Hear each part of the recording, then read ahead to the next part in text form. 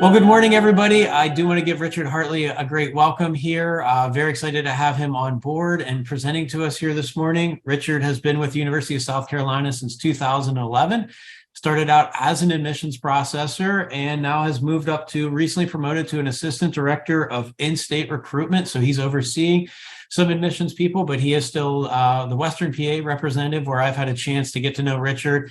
It's been a great help for clients over the years with questions and when they're coming to campus. And so very excited to turn things over today to Richard and let him present all about the exciting things going on at the University of South Carolina. Thanks, Jason. Yeah, good morning, y'all. How we doing? I have a presentation here, and it's the presentation that I give this to both counselors and students because it's just an overview of the school and the application process. And like at any point during it, if you want me to elaborate on anything, feel free to stop me. Because I can talk all day if you'll give me the opportunity to. So let me know how I can help. And honestly, I forget questions if I don't ask them within like 5 seconds of thinking of them. So if you're the same way, let me know. Happy to answer anything for you. Let me pull presentation up. Okay. Can everyone see the screen now? Is it the actual presentation or is it like the one with the slide on both sides? Oh, good. Okay. It looks, yeah, it's got the slide and the one stat off to the side. So it looks like it's in the presenter one. Okay, let me move it over the other screen. There we go. All right.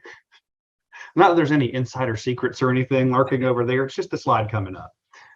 But as you all know, here for University of South Carolina, so one of the first things I like to go over with students is just the demographics because they want to know like what kind of school they're coming to, who's there, like what they can expect.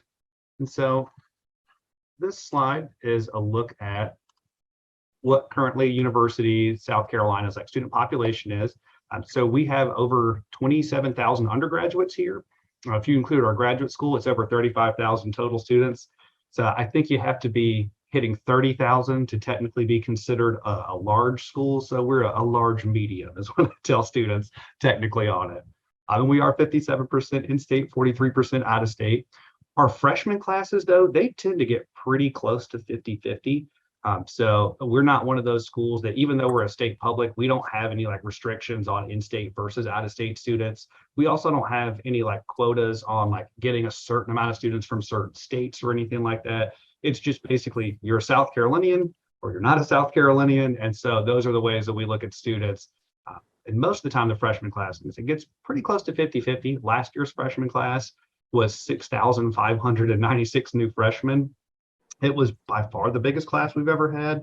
Previously, like our largest freshman class was about 6,100 students, but they were 53% in-state, 47% out-of-state. And you can see our top states right there on the side. Shockingly, so far this year, we might see a little bit of a change on our top states. That North Carolina might somehow, even though they're a neighboring state, drop down one rung, and New Jersey might end up being our number one state outside of the state of South Carolina. But I mean, as folks in the field, you probably hear that a lot, that like there's a ton of New Jersey students going everywhere all the time, but a lot of them come here too. And we have almost a quarter of our student population from underrepresented minority students. That will probably go up this year based on our current application number. So it might actually hit 25% next year. And then we have 20% of our class coming from first generation homes. And so, especially when I'm recruiting out of state, I have to tell students where they're coming. So Columbia, South Carolina, we're the state capital of South Carolina. It offers a lot of good opportunities for students. And one of the ways that I like to explain it to them is that, we're not really a city, even though we would technically be listed as like an urban campus location. We're kind of just an overgrown college town. And I think one of the unique things about us too, compared to some other schools, is that even though we are an urban campus, the way that we're structured is that we are in the middle of downtown, but the campus is kind of just one big block within downtown. And then all of the town is around the campus. So you don't really see a lot of like buildings interspersing throughout our campus, like some urban schools. Like you still get that like classic traditional college feel, but you also have, the resources of a city around you. And I think the size of our city is kind of nice too, because we're the only school really in this area. And that means that like all the businesses and hospitals and places where students are going to get internships and experiences like that, they're all looking for our students because we are the main person in town, or we're like the main option in town for them. There's like 5 hospitals within 20 minutes of campus. So like for a lot of students who are interested in like medical fields or things like that, tons of easy opportunities for them to get in and out to really quickly. We are, like I said, state capital. So for students interested in law, there's several large law firms here. The actual state house is like 2 blocks from my office right over here. So that gives some good opportunities to students too. So we really encourage them to like become a part of the Columbia community. And really the university is kind of like the heart of the city. In the summer, when the students go home, it feels like a whole different city because all of a sudden we lost, 30,000 people. And so it's easier to get into a restaurant, but there's a little less livelihood at that time. And of course, students are getting an education while they're here. We're a Tier 1 research institute. So for students who are interested in like math or science or doing any sort of undergraduate research, we are considered a Tier 1 research institute for that. And so a lot of students do undergraduate research, some as early as like freshman year if they want to, but most of our professors are like doing research while they're teaching courses here. Undergrad through doctoral, we have 60 nationally ranked programs right now.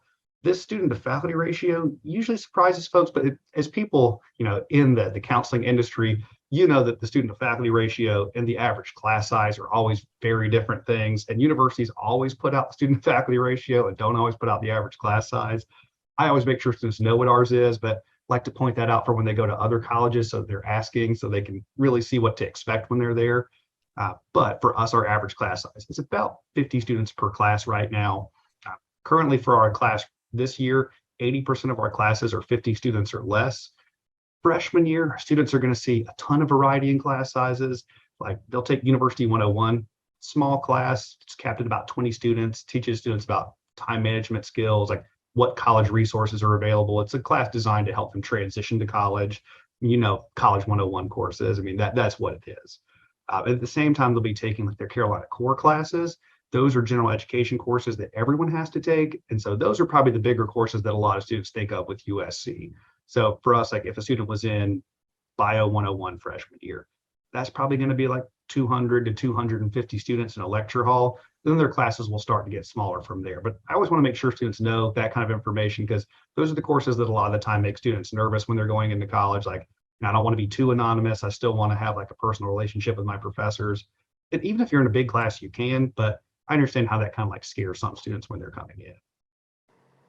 But we want to make sure that our students here have a lot of options because we know that going into it. Courses are larger than at some schools. And so maybe it's harder to find like that, additional piece, that personalization. For us, we don't really hear that from our students. We've got one of the top like first year programs for students coming in. They do have an advisor to help them transition in that first year. And I think that's really important for them because I tell kids all the time, like that first year of college, I don't ever want to call it free time, but obviously they're going to have like more unstructured time than they've ever had in their lives. And so they've got to figure out how to use it. And that's why they have a first year advisor to help them with that transition. And that's also their 101 class is designed to help them with. But we have the Student Success Center here on campus. They give students tutoring and anything they need extra help in. And it's really accessible. There's actually a few Student Success Centers across campus. Our Office of Pre-Professional Advising for those students who are looking to go into health professions or into law, they're there to help them with that. Some schools like still have the major of just pre-law or pre-med, but we don't have that. We have a separate advisor that you go to that they have full listservs of like where you get your shadowing hours. They'll help you with, getting your classes that you need. So just another person to make sure that you're getting everything because we know that can be kind of a daunting task for a lot of students. And these are all of the colleges at the university. We have over 100 undergraduate degrees to choose from total. Our most popular majors right now are #1 biology every year. I'm sure y'all hear it a lot. Students are wanting to go into some sort of like health profession. And so that's why biology is the most popular major for us. #2 is nursing after that. And then sport and entertainment management, exercise science, and international business round out the top 5 most years. I'm sure y'all hear this a lot too, but tons of students are undecided as well. That's usually a top 10 major. I like to give students advice on undecided, and y'all probably do too, about like when you're going into college, there's sometimes a misconception about what core classes means because they can be very different from major to major. And so like I tell students if they're going to be undecided, that's fine. But like they really do need to have something in mind so they can stay on track for graduation. Usually they take that advice as, about as well as you expect. They're like, oh, but I really don't know. It's like, well, just pick something you think you'd be interested in now and like take a few classes in it and just see. The Honors College is also listed up here. And the reason the Honors College is listed on this page too is that there are like 3 majors at USC that only honor students can do, but honor students here can be a part of any major on campus. They do have to do some extra things in the application process, which I'll talk about in a little bit, but I do want to talk about those programs too. So at USC, we have an umbrella term that we use called Carolina Elite, and this encompasses 3 different programs. So the Top Scholars program you see listed here, this is actually a program within the Honors College. We select about 100 students a year to come in and interview for some of our largest scholarships, and those are our top scholars. There are 50 of them that are in state, and then there are 50 of them that are out of state that we pull in. I mean, we did have one from the Pittsburgh area actually 2, maybe 3 years ago now. The first year we went test optional, she applied test optional. So I was like, no, I think you have a really good shot at it. And she ended up being one of our top scholars for out of state. So like in that area, we've seen some success too. USC, we have one of the top ranked public honors colleges. It's usually surprising to folks when they hear that, but it's an excellent program. It's really robust. It offers a lot to our students. On this screen, on the bottom right, that is their residence hall. They do have their own residence hall. They can be in any residence hall. It's just they get that extra option. And there are some classroom spaces and things in there to like kind of make it feel more like a home base for them when they're here. Currently, they have about 600 classes that are only available to honor students. Average class size in their courses is 16, so their classes are a lot smaller. Their courses are also taught different. So like the average USC class is just a lecture style, what you expect with college. For the Honors College, most of their courses are discussion-based learning, so they're taught in the Socratic method. So when students ask me about honors, they usually ask like, am I going to have to write a bunch more papers or something like that? That's not really the case with it. You are going to need to be more engaged with the material though, because it's a discussion-based class, you're going to be a big part of the class discussion. And so like engagement is important. So for these students, it's not necessarily more work on the front end or anything like that, but they just need to make sure that they're actually going over the material to be successful in these classes. They also have some faculty and staff that only teach their courses at USC. They get some extra scholarship and internship opportunities. The Top Scholar is just one of those. There are some other ones that are also only for honor students. I also get the question from students who want to know, like, if I go honors, does that mean I'm not going to have a life at the university? Not the case at all. So for honor students, only about half of their classes are completed through the Honors College. The other half are with the General University. So they're still getting like the regular college experience too. They're just getting that academic enrichment on top of what USC already offers. They're also really involved too. Like I think right now they're 11% of the university's total population, but they make up over a third of all leadership positions in clubs and organizations. So still involved in campus life, still getting their honors classes and their regular classes. So it's really just a best of both worlds situation, in my opinion. And then we have Capstone Scholars. Now, this program is a little bit different from honors. It's another high achieving student community, but its emphasis is different. So honors is more focused on that academic enrichment piece I mentioned. Capstone Scholars is more about extracurricular enrichment. So they do like goal setting exercises with students. They'll have like one thing when they come in, like what's a fear you want to overcome by the time you graduate. And some students give kind of like generic ones. Some students give like really specific fears, but like a lot of them are things like, oh, I'm afraid of heights. And so like, okay, well, how can you overcome that by the time you graduate? And we had one student go skydiving. So I think they more than overcame that in that situation by the time they graduated. But their residence hall is the one on the top left of this screen. The thing on top is a big rotating restaurant. It was like donated to us from the World's Fair, like the 1960s. So it's about 23 stories up, I believe. You can get some really good views of Columbia from up there. But they're really focused on making sure that students are involved in leadership and service here. And unlike honors, you don't have to apply separately for this. When you apply to the university, we just go ahead and start considering students for Capstone. They can only do one or the other, though, between Capstone and the Honors College. The Honors College is considered the more rigorous one for admission, but Capstone is pretty close to it, too. And speaking of their residence halls, so obviously students are going to need to have somewhere to live. We require students to live on campus for freshman year. We just see for retention rates, performance, joining clubs and organizations, it's critical to get them on campus that first year. And so we do require it. After freshman year, they can move off campus. And most students do. That might change in the coming years, though, because we have added some new residence halls. So starting with this class coming in, like their next year, we're going to have about an additional 1,800 beds because we have a new campus village that we're opening up this year. It's going to be mostly apartment style residence halls because that tends to be popular for students. And when they're looking at us for housing, we don't have any restrictions on like what residence halls can be, like freshman residence halls or not. Freshmen can be in any of them. So we have students in traditional suite and apartment their first year. Uh, the way that we select for housing is based on the housing application date. So for students who apply early to us, they'll have access to the housing application if they're admitted early, probably 2 to 3 months before the students who apply regular decision. Students who apply regular decision can obviously still get like the residence halls they want in the end. It's just the priority does start based on when you apply. And you're probably hearing this from a lot of colleges where they're starting to like be more restrictive on getting those housing applications in early and making sure all that's taken care of. And there are a lot of dining locations on campus for students too. The main one is the Russell House Student Union. Like there's most things are in there, but there's a bunch of them all around campus. Some of the residence halls also have dining halls within them. Like our honors residence hall has one. The new campus village that's opening, they're going to have like a big one. It's actually going to be bigger than the one at the Russell House for our students. And I think 3 or 4 other dorms also have the dining options within them too. And we do have what's called living learning communities at USC, but we are starting to kind of like steer away from them a little bit. So previously, when they applied for housing with us, you just picked 5 learning communities, and those learning communities were associated with certain residence halls. We find that most students just care more about where their residence hall is than the community within it, unfortunately.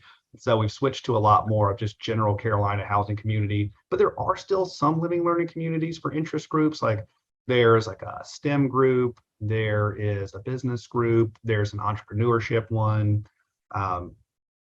There's like 2 or 3 other ones. There's a leadership community, but it used to be that every residence hall was that way. Now there's just some within some of the residence halls that students can apply for. And I always have to tell students, because this is something that they're going pretty far away to get here from like Western Pennsylvania. So like they want to know that there's going to be things to do. And we are certainly not a suitcase school. There's always stuff to do on the weekends, whether it's stuff like football this past weekend or just like leadership and service opportunities that we offer on campus. We're between like 2 large rivers. So like that's why on the bottom here you see the students kayaking, because like that's a big thing around campus. There's also a lake nearby. We're also about 2 hours from Charleston if they want to take some weekend trips, or about 2 hours from the mountains, like in the Asheville area. So we're pretty well located to give them a lot to do. They don't have to worry about having nothing to do on the weekends and going home, or everybody going home, because that's really not the case for us.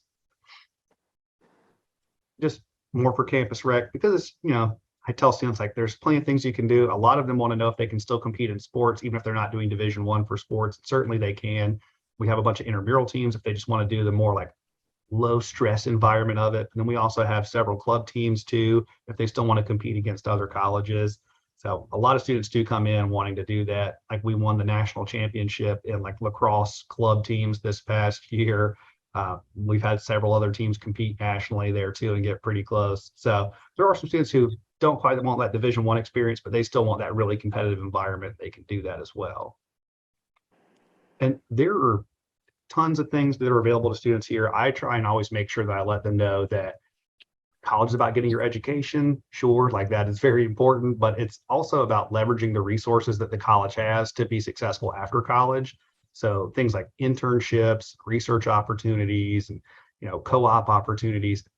Kids really need to be doing those things. I mean, if they're not doing them, then they're missing out on what college is about in a lot of ways. I think the social networking aspect of it, very important. Internships, they're the #1 indicator for how quickly a student gets a job in their field after undergrad. And a lot of majors at USC just have internships built into them. But even if they didn't, our Career Center posted like 12 to 13,000 available options to them this past year that they could apply for. And some majors at USC also have their own like career centers that offer additional opportunities, like engineering and the business school. They have their own internship center and they make students use that. So it's one of the things that I really encourage students to do, is to make sure they get at least one internship by the time they graduate, even if it's not built into their major. Study abroad is also a thing that I always encourage students to do. I mean, y'all know every college has study abroad. So I think it's always funny when kids come up to me and ask like, hey, do you guys have study abroad? And it's like, yeah, like every 4-year college has like some study abroad opportunities, maybe not as many as others, but there's always about 10% of our students annually will go abroad. More can do it than that. That's just how many applied for it. I did it. So I always kind of give them the thing of like, if I can do it, being from a town of like 5,000 people, literally my home was like in the middle of a cow pasture, I think you guys can do it too. I'm sure you're brave enough for it. So I always want to make sure students take that opportunity. And we have a lot of leadership conferences and things come to campus. We have service Saturdays for students who still want to be very involved in the community. So that's a big part of being USC. It's not only like being a student here, but also being a part of the Columbia and greater South Carolina community at the end of the day. And of course, how could I not mention after this past week, the big win that there is a lot of pride in the university for our students. You know, they love being students here, and there's plenty of things to be excited about, you know, whether it's beating top 5 Tennessee or it's the national championship for the women's basketball team this past year. You know, like students, when you're on campus, if you're walking around, 1 out of every 2 students probably has something like USC on that day. So like they take a lot of pride in being a part of our community. But any questions about the student life side of things before I start talking more about like statistics and the application? No? Okay. So here's the rub. Like they know what it takes to get it, or they know what they like about the university, and they've got to know what it takes to get into the university. So we are looking to enroll hopefully around 6,500 students again this year, just like the group last year. Maybe a little bit more, but that's the goal for right now. So we had about 42,000 students apply last year. We're currently on track for about 43,000 applications this year. We're usually at about a 65% acceptance rate. So last year we admitted 25,000 students out of the 42,000 that applied. And then we had almost 7,000 enroll, but that was with the, you know, the thought that a lot of them probably would fall off by the time it actually came to getting around to classes. So we ended up with almost 6,600 total students.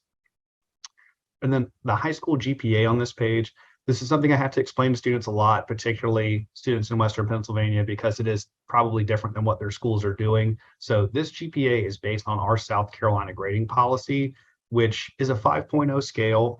It starts off as a base 4.0 where A's are 4s, B's are 3s, C's are 2s. And then if they're in accelerated, honors, or AP or IB or dual enrollment classes, we add extra weight on top of that. I know some students are at schools where like they don't get that extra weighting on it, but we're actually going to go in and do a recalculation, move them over to this scale so that they're looked at equally across the board with other students. What you're looking at here too, just for concept, is, you know, probably an AB student, more A's than B's, but with some of those honors and AP and IB classes mixed in. So for us, I mean, the average student is a mostly A student with some rigorous courses in there too. And it's important to know too for these students that, like, you know, this is achievable. Sometimes they see it because, like I said, they're only on a 4.0 system and they're like, oh no, this is impossible. How do I get in? We're going to move them over. They'll be fine in most cases here as long as they're performing well in their classes. But this also isn't all of their grades. This is specifically their academic core classes in English, math, science, and social studies.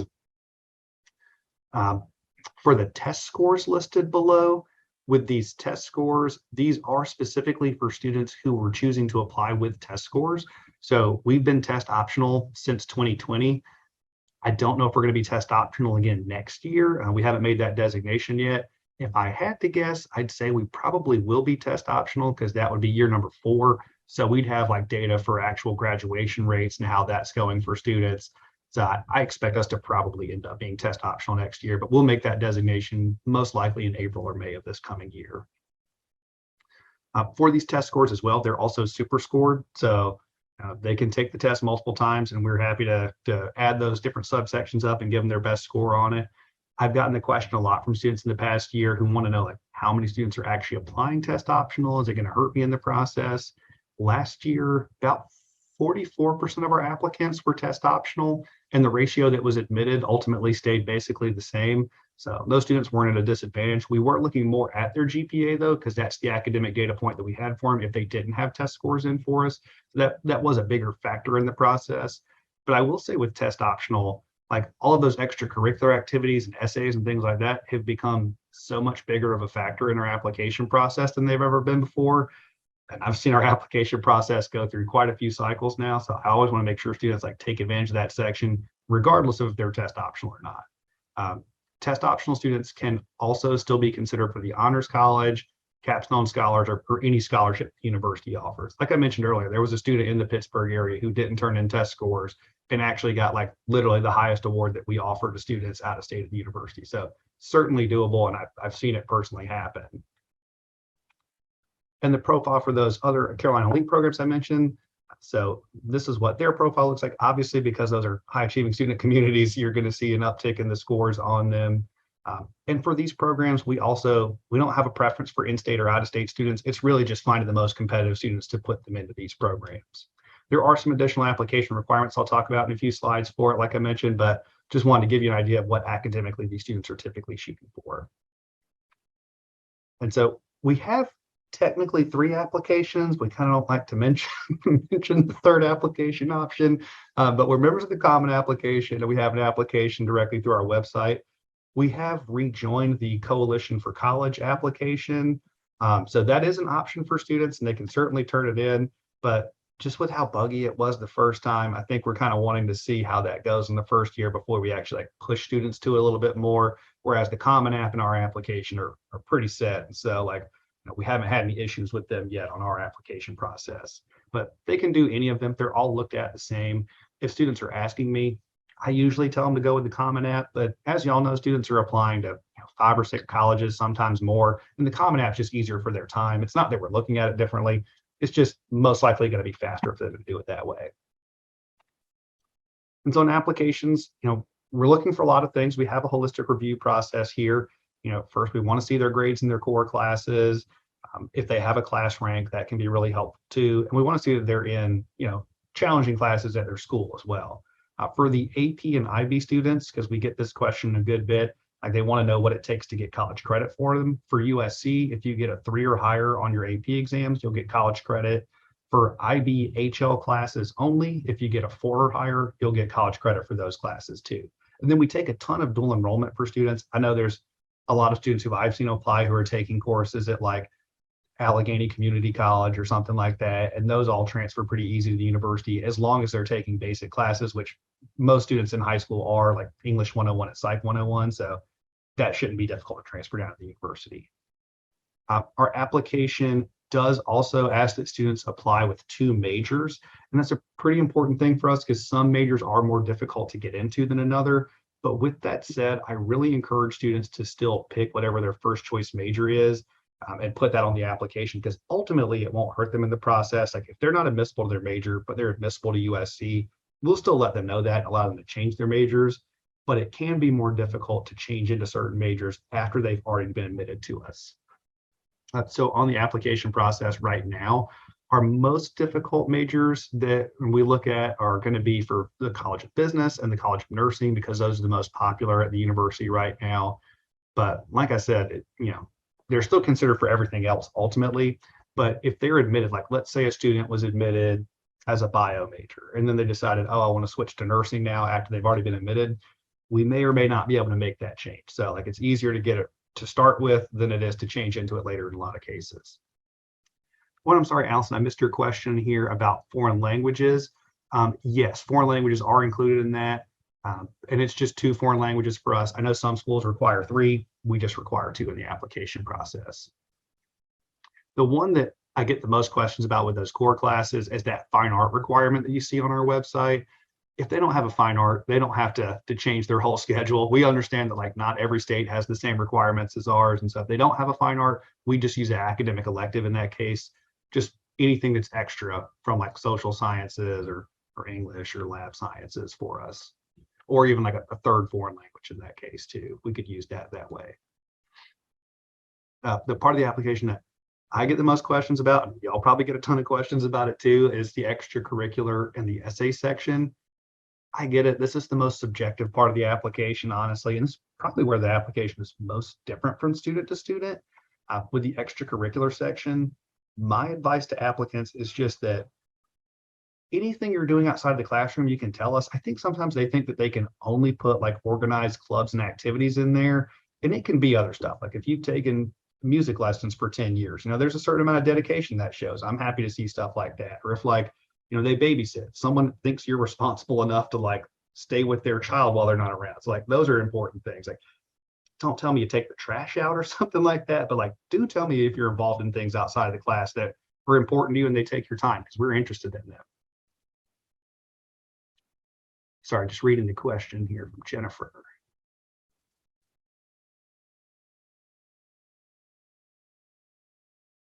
So the core classes are 4 Englishes, 4 maths. The maths are a little bit more specific.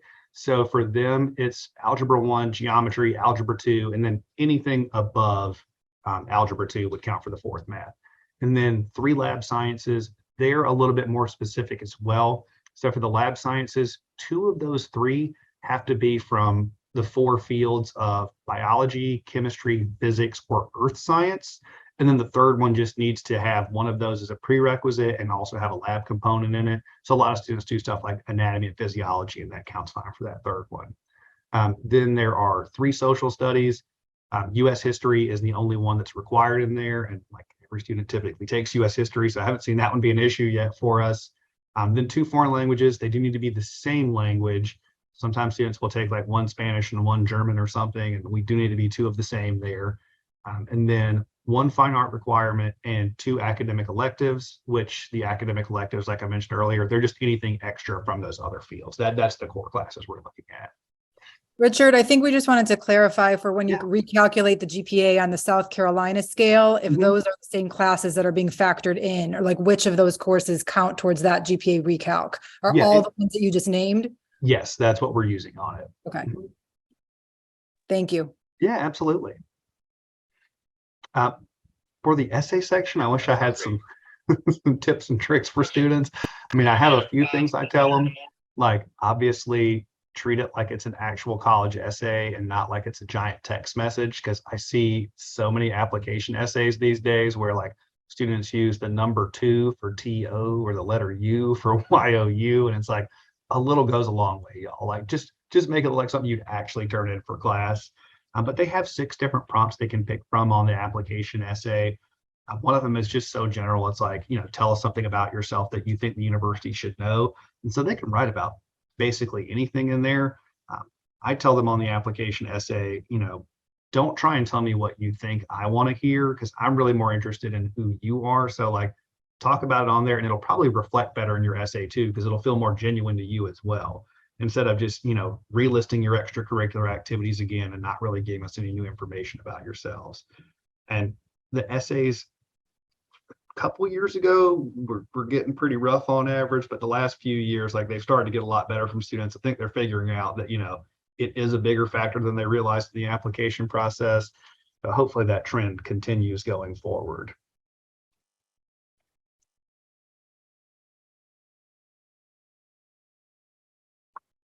And then so this is the actual requirements on our application, although I do want to bring your attention to one thing, because you might hear students talk about this on here. That school report form that's listed, that is not a required document for USC. It is a suggested document. Like we've certainly wanted if students are willing to turn it in, because it gives a little more context from their school a lot of the time. But this is one of those ones that's a little confusing that I wanted to mention, because there's a lot of schools right now that are actually requiring the school report form, especially ones who are switching to the common application. And we're not that way. Like if they turn it in, excellent. If not, they can still be admitted without it. But if you look on our website, it would say that the school report form is required. And the reason it's listed on there required is that we have a counselor advisory board, and their suggestion was to keep it as a required document, just to make sure that students have some urgency to try and get it turned in if they can. But ultimately, we wouldn't actually require it and hurt a student, but it'll be on their application portal that they get after their application is submitted. But I also mentioned that because like there's a lot of overlap, and y'all might have some of these students where if the student's applying to South Carolina, a lot of the time they're also applying to Clemson University in South Carolina too, and Clemson is requiring that, and we're not in the application process. This is more for students, but like just kind of talking about the essay process with them and just making sure that it's something they can be proud of. I mean, I tell students, like the way I approach an essay for you with college is like, let's say you were going, old school on your 5-star notebook and actually writing your essay down. If you lost that paper, if one of your friends picked it up, like it fell out of your backpack, would they even know it's you, or would it just sound like any other essay they've ever seen? So, I mean, make it your own, make it something that like you're proud of at the end of the day. And then for our honors college, so with the Honors College of USC, students have to apply to the general university before they can get the honors application. But in the application, it's going to ask them if they want to apply to the Honors College. And if they select yes, once they turn in their application, this Honors College application should get added to their portal within like 24 hours of turning in their general application to the university. And what Honors is going to ask for is 2 essays. Those essays have some prompts. They are pretty general prompts though. So like students write about a lot of different things on these essays. And I will say there's not really a right or wrong on it. One of them is like a doing essay that is asking students like, tell us about some activities you've done in high school or one that's most important to you and how you want to continue doing that going forward or what you learned from it. And then the other is like an intellectual curiosity essay where it's just asking them about something they're interested in and to expand upon it. We require 2 letters of recommendation as well for the Honors College. Those letters of rec can be from academic references or community references. Either are fine. I do tend to steer students more towards academic references though, since it is an academic program. Usually they're a little bit more helpful in the process when we're reading these essays, or not essays, but letters of recommendation. I also get asked a lot too, because with the common application, students can just go ahead and upload letters of recommendation to their common application. We can also use those for honors. Like when they're doing the honors application, it'll give them the option to select more recommenders on it. They don't have to do that though. Like if they've already sent them in with their common app, we can also use those for honors. The short answer that's mentioned, it just asks students like what they hope to gain from the Honors College or what interests them about the Honors College. It maxes out at 250 words. So it's usually like a couple paragraphs for the student at best. So it's not particularly long. They also want to know a lot of the time, like if they apply honors, does that mean like if they don't get in, they don't get into the regular university?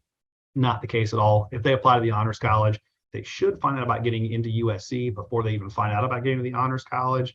So normally we send their decisions out for the General University in mid-December, and then we'll send out honors decisions sometime between like late December and early February, because there's a couple of rounds for the Honors College decisions to go out. The Capstone program I mentioned earlier, their decisions go out in mid-March when we send out our final round of decisions. And here are all of our deadlines. So we are an early action only school. I know some schools have like early action and early decision, but it's just early action for us.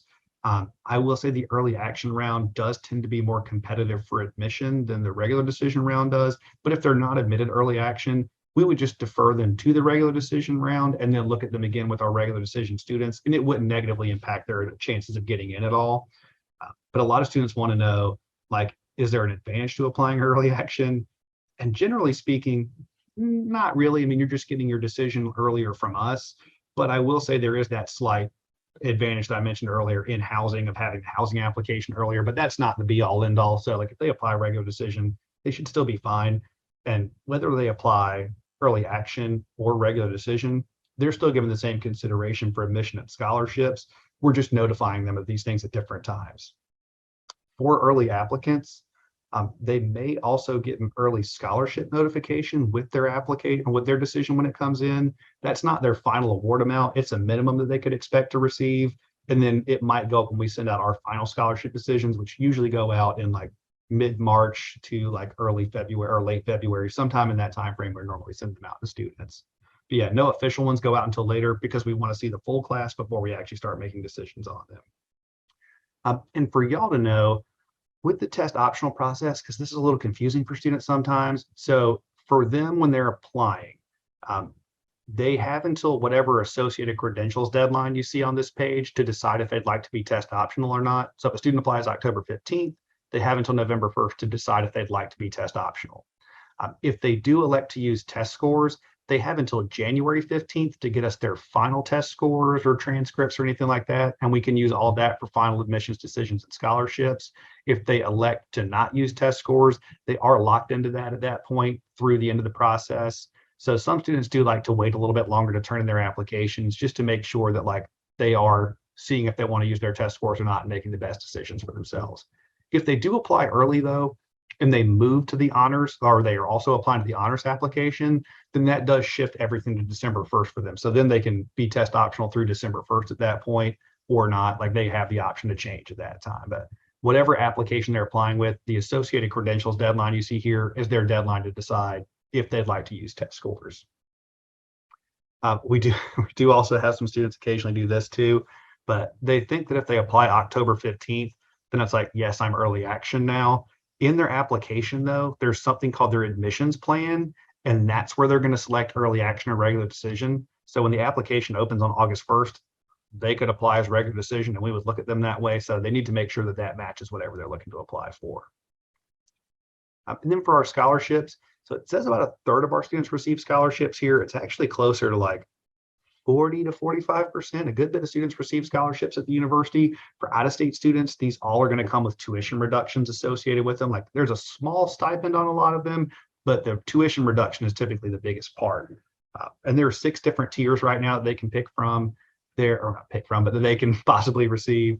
There are 3 that reduce the tuition rate by varying amounts. Like one is a $5,000 reduction, another is $10,000 reduction, and then there's a $15,000 reduction. And then there are 3 more tiers that take them down to the in-state tuition rate, and they'll have different amounts of stipend on top of them. So somewhere between $500 to $4,000, depending on which one they receive. And then if they apply honors, if they receive any honor scholarship, that would take them down to the in-state tuition rate, and their scholarship stipend amount can be up to almost $20,000 or more with like some research dollars into it. So typically for those students, they're like basically full rides if they're getting those scholarships. But they don't need an extra application for us. The university application is the scholarship application, unless they're trying to get one from the honors college. Then they just need to apply to the honors college and they're automatically running for those scholarships too. And if they go on our website, they'll see our scholarships broken down individually with last year's average GPA and test scores. We do it based on averages, not on like hitting a set number like some schools do. We like that because it usually allows us to kind of have a sliding scale where like maybe if a student is way stronger academically in the classroom than they are on the test scores, they can kind of meet in the middle and we can award them a little bit more in a lot of cases. So like if you look on our website, you won't see like set numbers like certain schools. You'll just see the averages for each of these scholarships. Any questions on that? Because I feel like that's kind of thing that y'all might get a lot from parents and students. No? Okay. So speaking of the tuition and the cost, so these are our current tuition figures right now at the university. We've been on a tuition freeze since COVID started. I don't know how long we'll stay on the tuition freeze, but normally like 2 to 4% annually as an increase is what most colleges do, or at least public colleges do. The housing and books and supplies, these are of course averages. Housing is a lot of variance in costs. So the cheapest is traditional style. It can be like $6,000 annually at the lowest. The most expensive is apartment style. Some of those can be up to almost $12,000 annually, twice the price. The meal plan is a set freshman meal plan, so they can't adjust that. And then for books and supplies, you know, I'm sure I give them the same advice y'all do, like go to your first day of class before you actually like buy your books, because you're in ad drop, you might drop the class, you might find out you don't even need certain books. And then when you get it, you know, or when you figure out what your class schedule is, don't go to the bookstore. Like, can go to Amazon, go to like the library to see if they have the book. There's a lot of ways to cut down on that cost. Although for your students coming from out of state, you know, not factored into that cost is like the travel part of it. And so like a lot of that can be added in there where you're making up for it in certain book stuff. And then we always tell them to come to campus because, you know, you don't really know if you like a school until you're actually there. We offer tours every weekday at 9 a.m., 10 a.m., noon, and 2. That also includes the summer. We're offering tours in the summer, but we only do them at 9 a.m. and 10 a.m. And that is for the students because in South Carolina in like August, it might be like 100 degrees. So like we don't want you out there in the heat of the day for an hour and a half walking tour. So we only do the morning ones just to kind of, you know, help them out a little bit, even if they don't realize it. And our virtual tour options have also gotten a lot more robust too. I tell a lot of students, particularly out-of-state students, like in your area, they're like, go do the virtual tour and just see if it's something you might like. And then you can commit to that, like actually going out of state and coming down and seeing the campus. But also I always tell them like, see the schools that you're actually like going to apply to before you apply to them in a lot of cases. Cause like, why would you apply to a school that you might end up hating at the end of the day? You know, so make sure it's something that could be a fit for you, obviously.